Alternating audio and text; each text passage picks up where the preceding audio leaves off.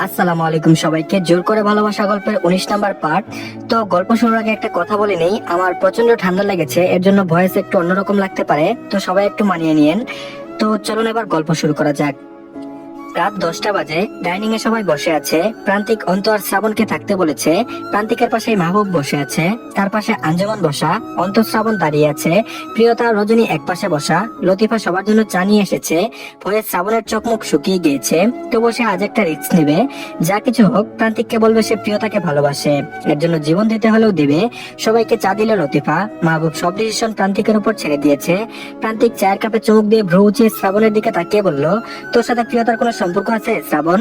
শ্রাবণের বুক কেঁপে উঠলো ভয়ে, তবু আমতা আমতা করে বলল, জি ভাই। প্রান্তিক বলল, কি সম্পর্ক? শ্রাবণ বলল, আপনি চাইলে আমাকে মেরে ফেলতে পারেন ভাই, আমি খুশি মনে মেনে নেব, তবু আজ সত্যটা বলেই মরতে চাই। আমি আর প্রিয়তা দুজন দুজনকে পছন্দ করি, প্রিয়তার জন্য আমার জীবন দিতেও প্রস্তুত ভাই, কিন্তু আপনার আগে আমার ভালোবাসা নয়, আপনাকে কষ্ট দিয়ে আমি কিছুই করতে পারবো না, আপনি যা সিদ্ধান্ত নেবেন তাই হবে। প্রান্তিক বলল, এতদিন বলিসনি কেন? শ্রাবণ বলল, ভয়ে ভাই, নিজের প্রাণের ভয় না, আপনার মতো ভাই হারানোর ভয়। প্রান্তিক চায়ের কাপ রেখে প্রিয়তার দিকে তাকিয়ে বলল, এই কাপুরুষকে পছন্দ করলি যে তোর বিয়ে হয়ে যাচ্ছে তবু আমাকে বলতে পারছে না, এই অপরাধের শাস্তি দেওয়া উচিত কিনা বল। প্রিয়তা এবার হেসে দিল। শ্রাবণের জন্য গ্রিন সিগন্যাল পেল, কিন্তু অন্ত সেও কি খুশি হয়েছে? সেও হাসলো, তবে ওই হাসিতে কোনো মাধুর্যতা নেই, মুখটা কালো হয়ে গেল, তবুও হাসলো, মনের বিরুদ্ধে গিয়ে হাসলো। মাহবুব শ্রাবণকে বলল, আমার পাশে এসে বসো বাবা। শ্রাবণ মাথা নিচু করে গিয়ে মাহবুবের পাশে গিয়ে বসলো। মাহবুব বলল, তুমি এত ভালো কেন বাবা? তুমি কি জানো প্রান্তিকা তোমাকে কখনো দুই নজরে দেখেনি? তোমার চেয়েও ভালো ছেলে কি আমি দুইটা পাবো পৃথিবীতে? আমার মেয়েকে নিশ্চিন্তে তোমার হাতে তুলে দিতে পারলেই আমার শান্তি। শ্রাবণের লজ্জা করছে, কি বলবে বুঝে উঠতে পারছে না। এত আনন্দ আগে হয়নি তার, পৃথিবীর সব সুখ যেন হাতের মুঠোয় নেমে এলো। অন্ত উঠে হাঁটা দিল। প্রান্তিক বলল, কোথায় যাচ্ছিস? অন্ত বলল, ভাই বাসায় যাচ্ছে। প্রান্তিক বলল, শ্রাবণ আর প্রিয়তার বিয়ে না হওয়া অব্দি কোথাও যাওয়া হবে না তোর, কাল থেকে বাড়িঘর সব সাজাবি তুই। অন্তিক বলল, আমি ভাই। প্রান্তিক বলল, তাহলে আর কে? যার বিয়ে তাকে দিয়ে কাজ করাবি নাকি? কি রে ভাই তুই? অন্ত বলল, ঠিক আছে ভাই। রাতে ডিনার শেষে প্রিয়তা আর শ্রাবণ ছাদে গেল। আকাশের গোল চাঁদ, চাঁদের নরম আলো, ছাদের রেলিং ধরে ওরা দুজন দাঁড়িয়ে আছে। প্রিয়তা শ্রাবণের কান টেনে বলল, তোমাকে বলেছিলাম ভাইয়া মেনে নিবে, তুমি শুধু শুধু ভয় পাচ্ছিলে। শ্রাবণ বলল, আমারও ভরসা ছিল ভাই মেনে নিবে, কিন্তু একটা ভয় ছিল যদি না মানে। প্রিয়তা বলল, বুকা কোথাকার। শ্রাবণ বলল, আচ্ছা এসব থাক, তুমি বিয়েতে কি পরবে? প্রিয়তা বলল, গোল ম্যাক্সি পরবো। শ্রাবণ বলল, সে কি ড্রেস? প্রিয়তা বলল, মহিলারা পরে ওই যে পাঞ্জাবির মতো। শ্রাবণ বলল, কি পরে? প্রিয়তা বলল, ওয়েট পিক দেখাই। বলে প্রিয়তা নেটে সার্চ করে ম্যাক্সির পিক দেখালো। শ্রাবণ নাকসিটকে বলল, তোর এটা কোনো পোশাক হলো? এটা কেউ বিয়েতে পরে? প্রিয়তা বলল, কেউ না পরে না পড়ুক, আমরা পরবো, আমি ম্যাক্সি আর তুমি লুঙ্গি আর স্যান্ডো গেঞ্জি। শ্রাবণ বলল, মাথা গেছে নাকি তোমার বিয়ের খুশিতে? প্রিয়তা বলল, তোমার কি মাথা গেছে? শ্রাবণ বলল, আমি আবার কি করলাম মাফিয়ার বোন? প্রিয়তা বলল, তুমি কোন আক্কেলে জিজ্ঞেস করো কি পরবো, জানো না কি পড়তে হয়? শ্রাবণ বলল, এই জন্য মাফিয়ার বোন বলি, এত প্যাচ মনে আমাকে সহজ সরল পেয়ে কয়েক গ্লাস ঘুল খাওয়ালো। প্রিয়তা বলল, তুমি আমাকে এত উদ্ভট প্রশ্ন করো কেন? শ্রাবণ আকস্মিক নিজের দুই কান ধরে বলল, আমাকে ক্ষমা করে দিন প্রেমিকা, আমার ভুল হয়েছে, এখন ঝগড়া করতে চাইছি না, আপনাকে দিয়ে বিশ্বাস নেই, আপনি এখন ঝগড়া করে বাসর ঘরে গিয়ে বলতে পারেন তোর সাথে আমার ঝগড়া হয়েছে, আমাকে টাচ করবি না। প্রিয়তা বলল, বিয়ের চেয়ে বাসরের শখ বেশি। শ্রাবণ বলল, দুটোরই শখ। প্রিয়তা লজ্জা পেল। শ্রাবণ প্রিয়তার দুই গালে হাত রেখে বলল, আকাশের ওই চাঁদটার চেয়ে আমার চাঁদটা বেশি সুন্দর, ওই চাঁদটা আমার চাঁদকে আমি ভীষণ ভালোবাসি, মৃত্যুর পরেও যেন এই চাঁদের সাথেই থাকতে পারি, এই চাঁদ ছাড়া নিঃশ্বাস নিতে পারবো না আমি। প্রিয়তা বলল, আচ্ছা শ্রাবণ, যদি আমি মরে যাই? শ্রাবণ বলল, আমিও মরে যাবো সুখে সুখে, কারণ অক্সিজেন ছাড়া মানুষ বাঁচে না, তুমি আমার অক্সিজেন। প্রিয়তা বলল, এত ভালোবাসো কেন আমাকে? শ্রাবণ বলল, এর কোনো কারণ নেই, জানো মাঝে মাঝে আমি ভাবি আমার যদি কিছু হয়ে যায় এই পাগলিটাকে কে ভালোবাসবে? অন্য কারোর সাথে বিয়ে হলে সেও কি আমার মতোই ভালোবাসবে? প্রিয়তা শ্রাবণকে জড়িয়ে ধরে বলল, আর দুদিন পরে আমাদের বিয়ে, তুমি এসব কি বলছো শ্রাবণ? এমন কিছুই হবে না, আমরা একসাথে বাঁচবো, দুজন দুজনের হয়ে বাঁচবো।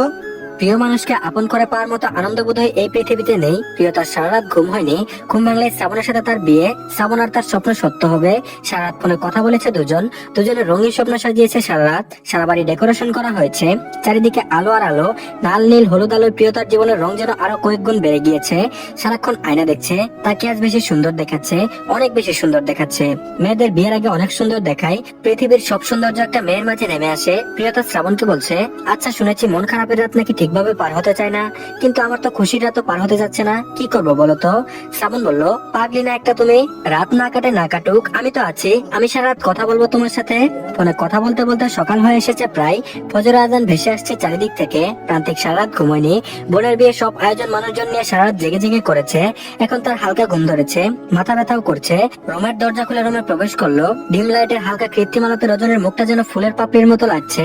প্রান্তিক এলো, চোখ দুটো থমকে গেল রজনীর মুখের দিকে তাকিয়ে। সৃষ্টিকর্তার নিখুঁত সৃষ্টি প্রান্তিক চৌধুরীর রজনীগন্ধা। প্রান্তিক কোনো শব্দ না করে রজনীর পাশে গিয়ে বসলো, অপলক নয়নে মুগ্ধ হয়ে দেখছে রজনীকে।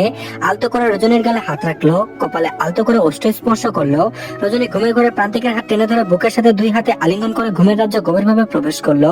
প্রান্তিকের হাত সরাতে ইচ্ছে করলো না, তাহলে রজনী জেগে যাবে। বেশ কিছুক্ষণ কেটে গেল, প্রান্তিক কতক্ষণ বসে থাকবে? মনে মনে বলছে, যাস একটা হাত জড়িয়ে ধরে ঘুমাচ্ছ কেন? আজ তো এই মানুষটাকে জড়িয়ে ধরবে না। প্রান্তিক নিজের হাত ছড়িয়ে এনে নিজে শুয়ে পড়লো রজনীর সাথে মিশে। রজনী একটা হাত নিজের গায়ের উপর দিয়ে দিল। একটা তন্দ্রালত মানুষ কি জড়িয়ে ধরতে পারে? রজনীর হাত পড়ে যাচ্ছে বারবার, প্রান্তিক বিরক্ত হচ্ছে, কেন সে কিছুক্ষণ আগে তার হাতটা সরালো।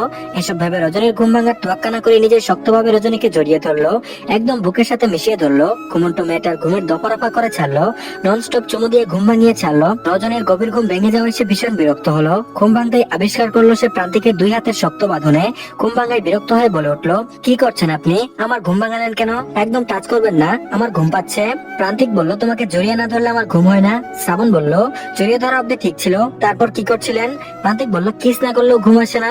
রজনী বলল, আপনার ঘুম আসে না বলে আমার ঘুম নষ্ট করবেন? প্রান্তিক বলল, আমার ঘুমের দফারফা করে তুমি শান্তিতে ঘুমাবে, তা কি করে হয় বউ? রজনী বলল, আর সেজন্য আমার ঘুমের দফারফা করবেন? প্রান্তিক বলল, ইয়েস, আমি একজন রোমান্টিক পুরুষ, বউয়ের ঘুমের যদি একটু ডিস্টার্বই না করি তাহলে কিসের রোমান্টিক পুরুষ হলাম? রজনী বলল, একটু? আপনি রেগুলার এসব করেন? প্রান্তিক বলল, আরো করব, যতদিন বেঁচে থাকবো, চুলে পাক ধরলেও করব। রজনী বলল, অসভ্য পুরুষ। প্রান্তিক বলল, এখন অসভ্য স্টার্ট হবে, কাম বেবি। রজনী বলল, আমি ঘুমাবো। প্রান্তিক বলল, ঘুম ঘুম ঘন্টা এত নেশাক্ত ঘন্টা কথা বললে তো অসভ্যতা আরো বেশি বাড়বে রজনীগন্ধা। রজনী শান্ত বালিকার মতো আবারও চোখ বুঝলো, চোখ বুঝে প্রান্তিকের বুকে ঢলে পড়লো। প্রান্তিক খুব আদরের সাথে রজনীকে জড়িয়ে ধরলো, পরম আদর যত্নে রজনীর মাথায় হাত বুলিয়ে দিতে দিতে দুজন ঘুমিয়ে গেল। আর এদিকে পরের দিন সকালে রজনী গোসল শেষ করে সাজগোজ করছে। এমন সময় রজনীর ফোনে একটা ভিডিও আসে। রজনী ভিডিওটা প্লে করে দেখলো প্রান্তিক ওর ভাইকে মারছে, সাথে বিশ্রী গালিগালাজ করছে। রজনীর সাথে সাথে প্রান্তিককে ডাকলো। ব্যস্ততার মাঝে প্রান্তিক এসে বলল, অনেক কাজ বাকি, দ্রুত বলো। রজনী ভিডিওটা প্রান্তিকের সামনে প্লে করে দেখিয়ে বলল, কি এটা? প্রান্তিকের চোখ কপালে উঠলো দেখে রজনী এই ভিডিও কোথায় পেলো। প্রান্তিক বুঝতে বাকি নেই কাজটা কার। প্রান্তিক মোলায়েম কণ্ঠে বলল, এটা আগের ভিডিও। রজনী বলল, আপনি আমার ভাইকে কেন এইভাবে মেরেছিলেন?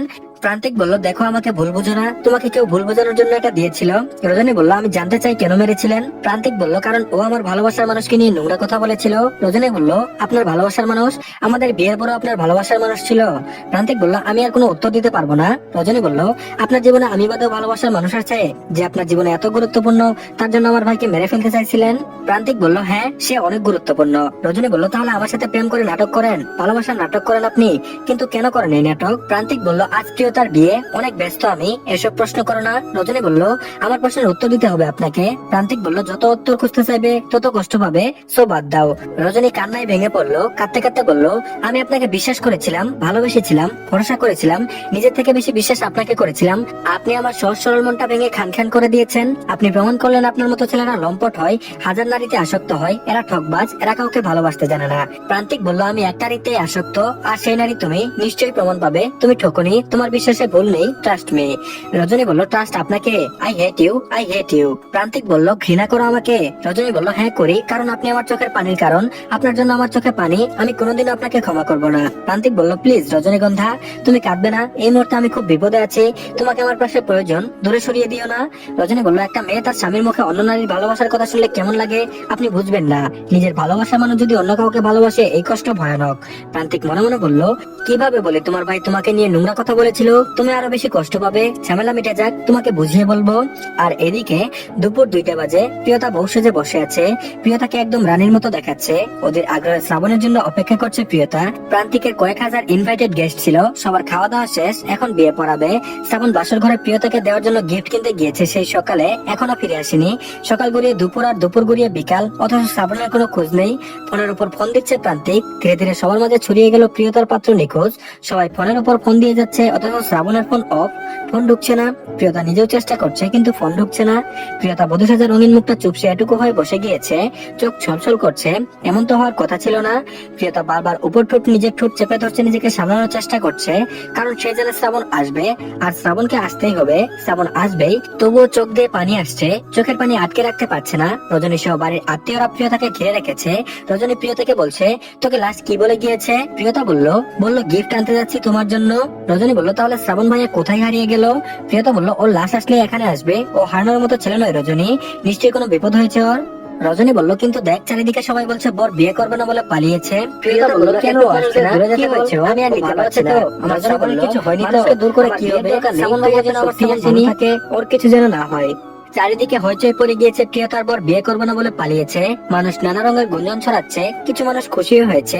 এদের খুশির কোনো কারণ নেই, তবুও খুশি হয়েছে, কারণ এরা মানুষই এমন। অন্যর ক্ষতি দেখলে, কষ্ট দেখলে এদের পৈশাচিক আনন্দ লাগে। নিজের কোনো ভালো করার মাঝে আনন্দ খুঁজে পায়নি এরা। এদের আনন্দ অন্যকে পচিয়ে, অন্যকে নিয়ে নোংরা সমালোচনা করার মাধ্যমে। শ্রাবণকে খুঁজতে লোক পাঠানো হয়েছে, পুলিশ পাঠানো হয়েছে, কিন্তু কেউ কোনো সন্ধান দিতে পারেনি। কেউ কেউ তো বলেই ফেলেছে এত খোঁজাখুঁজি করে পাওয়া যাবে না। কেউ নিজ ইচ্ছায় হারালে তাকে কখনো খুঁজে পাওয়া যায় না। মানুষের এসব বাজে কথা প্রিয়তার সহ্য হচ্ছে না। মানুষ এত খারাপ কেন? এত খারাপ কথা কেন বলছে মানুষ? কি আনন্দ পাচ্ছে সবাই? প্রিয়তা কাঁদতে কাঁদতে কোনো কথা বলতে পারছে না। চোখের কাজল লেপটে একদম কালি হয়ে গিয়েছে পুরো মুখ। সাজগোজ বিশ্রী লাগছে দেখতে। প্রিয়তার মন বলছে শ্রাবণ আসবে, শ্রাবণকে আসতেই হবে। ধীরে ধীরে সময় গড়াচ্ছে, কিন্তু শ্রাবণের আর কোনো খোঁজ নেই। একসময় প্রিয়তা কাঁদতে কাঁদতে সেন্সলেস হয়ে যায় রজনীর কাঁধের উপর। রজনী প্রিয়তার মুখ ধরে ডাকাডাকির পরেও কোনো হুঁশ এলো না। মানুষ আরো ভিড় জমিয়েছে প্রিয়তাকে ঘিরে। অন্ত দূর থেকে ছুটে এলো, মানুষজনকে ঠেলে অন্ত ধমক দিয়ে বলল, আপনারা যান, যার যার বাড়িতে যান, আপনাদের ভিড়ে প্রিয়তা মারা যাবে। রজনী বলল, অন্ত ভাইয়া প্রিয়তাকে ঘরে নিতে হবে। অন্ত প্রিয়তাকে পাজা কোলে তুলে নিয়ে প্রিয়তার ঘরের দিকে গেল, সাথে রজনীও আছে। অন্ত প্রিয়তার মুখের দিকে তাকিয়ে আছে। এই সুন্দর ফুটফুটে মেয়েটার মুখে হাসি ছাড়া কিচ্ছু মানায় না। মায়াবী মুখটা জুড়ে রয়েছে মলিনতা আর কষ্টের ছাপ। অন্ত মনে মনে বলছে, তোমার এই কষ্টের ভাগ আমি নিতে চাই, তোমার সব কষ্ট আমাকে দিয়ে দাও, তবুও তুমি কষ্ট পেও না। তোমার সুখের জন্য তোমার সব কষ্ট আমি মেনে নিতে রাজি আছি। অন্ত প্রিয়তাকে নিয়ে রুমের বিছানায় শুয়ে দিল। রজনী বালিশ দিল মাথার নিচে। রজনী আর অন্ত দুজনে মিলে প্রিয়তার জ্ঞান ফেরানোর চেষ্টা করছে। চোখে মুখে পানি দিচ্ছে, তবুও জ্ঞান ফিরছে না। অন্ত বলল, ভাবি ওর কাছে থাকুন, আমি ডাক্তার নিয়ে আসি। অন্ত হাতা দিতে প্রিয়তা অন্তর হাত টেনে ধরে বলল, অন্ত ভাইয়া। অন্ত তুফানের গতিতে প্রিয়তার দিকে ফিরলো। প্রিয়তার হাত ধরে রেখেছে দেখে অবাক হলো। অন্ত যেন বাকরুদ্ধ, ভীষণ অবাক হয়ে বলল, বলো। প্রিয়তা বলল, আপনার কাছে কোনোদিন কিছু চাইনি, আজ চাইছি। আমার ভালোবাসা খুঁজে এনে দিন। শ্রাবণ আমার ভালোবাসা, আমি শ্রাবণকে ছাড়া বাঁচবো না। আমার ভালোবাসা আমার কাছে এনে দিন অন্ত ভাইয়া, প্লিজ প্লিজ অন্ত ভাইয়া, আমার শ্রাবণকে চাই। তো ধন্যবাদ সবাইকে। এই পার্টটি এই পর্যন্তই, পরবর্তী পার্টও দিয়ে দেওয়া হয়েছে, তো সবাই দেখে নেবেন। আর সবাই অবশ্যই চ্যানেলটিকে সাবস্ক্রাইব করে দিন, আর ভিডিওতে একটা লাইক দিয়ে দিন। ধন্যবাদ।